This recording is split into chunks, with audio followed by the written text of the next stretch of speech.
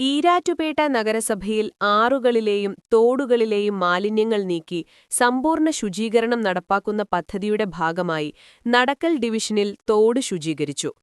അമാൻ മസ്ജിദിന് സമീപത്തുകൂടി ഒഴുകുന്ന തോട്ടിലെ മാലിന്യങ്ങളാണ് division councillor Surumi യൂസഫിന്റെ നേതൃത്വത്തിൽ നീക്കം ചെയ്തത്. 1 ലോഡ് മാലിന്യങ്ങളാണ് ഇവിടെ നിന്ന് നീക്കം ചെയ്തത്.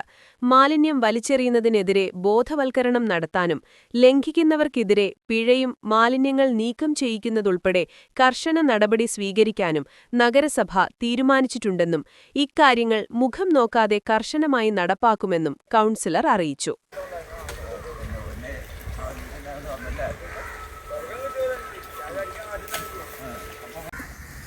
നമ്മുടെ ഈ ഭാഗം കണ്ടമാനം വേസ്റ്റ് കണ്ട ഭാഗത്ത് ചാക്കിനകത്താക്കുകയാണ്. സ്നേഹി മുതൽ എന്തെല്ലാം സാധനങ്ങളുണ്ടോ വേണ്ടാത്ത സാധനം ഈ തോട്ടിലേക്കാണ് വലിച്ചെറിഞ്ഞിരിക്കുന്നത്.